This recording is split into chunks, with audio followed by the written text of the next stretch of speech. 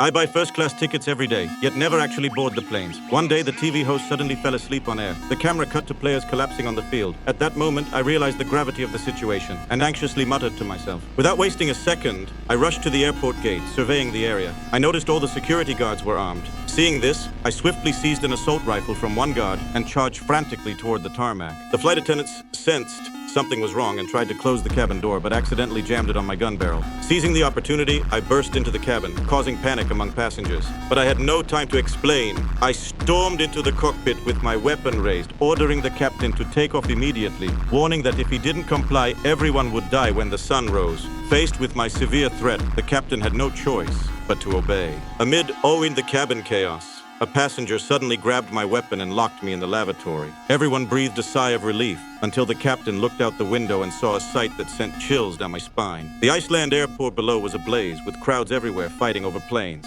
Now they finally realized I might be telling the truth. For safety's sake, the captain had Kelly search for alternative airports to land. Then, he let me out of the bathroom. As soon as I emerged, I was ready to fight, wanting to take on the bearded man. Fortunately, the captain intervened as peacemaker, asking me what exactly was going on. Only then did I reveal the truth about the sun's mutation, that we could only survive by racing westward against the sun, staying in darkness. At this point, Kelly discovered the plane's fuel couldn't support flying west. We could only turn back to find an airport to land. Hearing we had to turn back, I was the first to object. But after consideration, the captain still chose to turn back for refueling. Otherwise, we'd all perish in a crash. I wanted to say more, but the captain authoritatively told me to shut up. After all, he was the one flying the plane. Everyone fell into deep anxiety. A mother desperately comforted her sick son. An influencer recorded her final words. Someone prayed to God. But what if the nearest airport was in the same state as Iceland? What then? The captain had no other option at this point but to play it by ear. He arranged for the mechanic to disembark and quickly search for fuel, because we had less than an hour before sunrise. We were about to reach our destination, but just as we prepared to land, disaster struck.